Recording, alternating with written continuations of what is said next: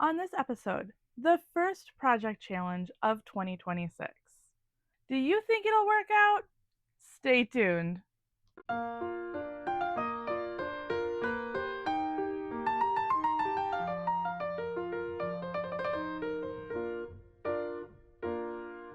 Hello and welcome to or back to Miss Craftsalot's Lair. I am so glad that you chose to click on this video. Today is one of my project challenges.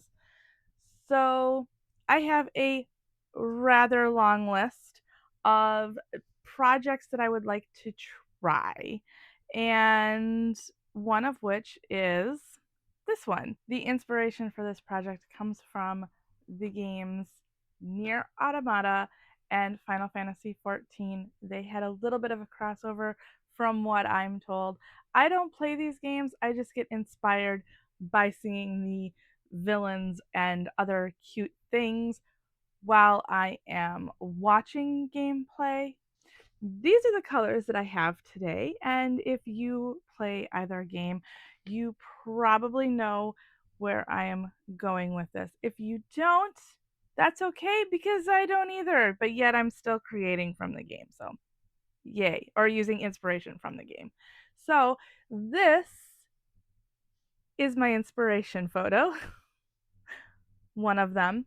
Um, So she is known as the Red Girl, and I guess there is like a number and letter combination that goes with her. I am not sure, so I am not even going to speak that I know exactly what that is, but I know her as the Red Girl. Obviously, this is going to be an amigurumi representation of this particular character. So there are going to be some creative liberties taken that are going to go into because there's just some things on the drawing that I personally cannot work up in yarn. Might be able to be done. I'm not sure. Just haven't gotten the skills for that yet. So without further ado, I am going to get started on this and see how well I do. These are the colors that I have for today. I am using Big Twist in cream and then Loops and Threads Impeccable in red hot and black. I am also using my E-hook. Also, some fiberfill. Amigurumi is just going to be a fiberfill kind of day. I started off with the black yarn. I made the sole for the shoe and then changed to red to make the rest of the boot. When I reached the cuff, I worked one row in front loops only and then another row in both loops. This left the back loop to attach and work the black stitches for the leg. The result is a leg that looks like it's going into the boot.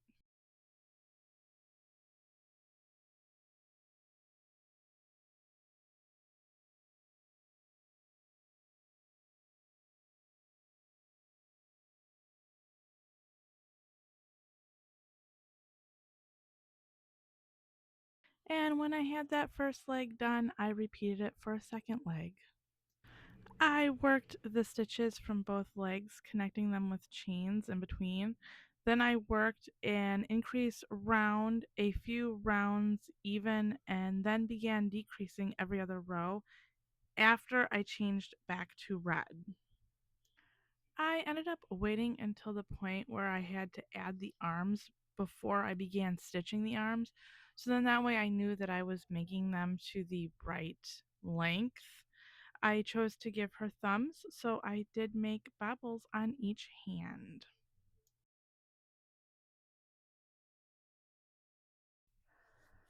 Arms are on.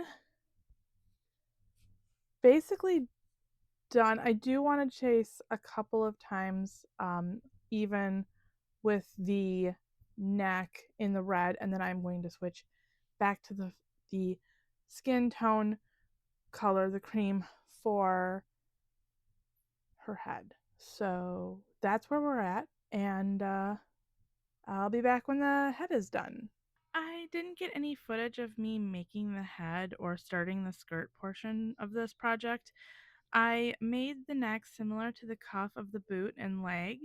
that same effect happens to make it appear as her neck is coming out of the top of her dress. Her head is just the typical sphere shape. As for her skirt, I worked the second row of red for the body in the back loops only. That gave me the stitches to be able to work the skirt. I started by working a couple increase rounds with a work even round in between to give her skirt a flare. That last round of red was worked into the front loops only, so I could work a round of single crochet and picots into the back loops using the black. I dug into my stash and I got another loops and threads impeccable. This one is in the color gold because I wanted to make her little closure for her bolero. So that is what I did. It's kind of heart shaped, so I did try to make it as heart shaped as possible with the small size that it is. So yeah, now all I have to do is work on her hair and her face a little bit. I don't know everything I want to do with her face. I think I might leave the mouth off just for the fact that I think it looks a little bit better without a mouth, but definitely, definitely she needs a nose.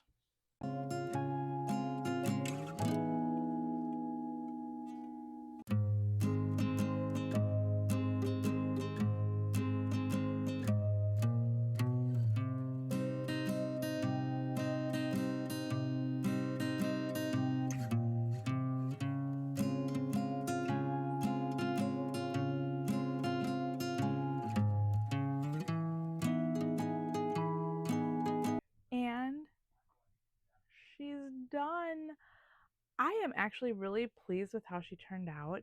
Better than what I thought that she was going to when I started working on this, because she is a bit amigurumified.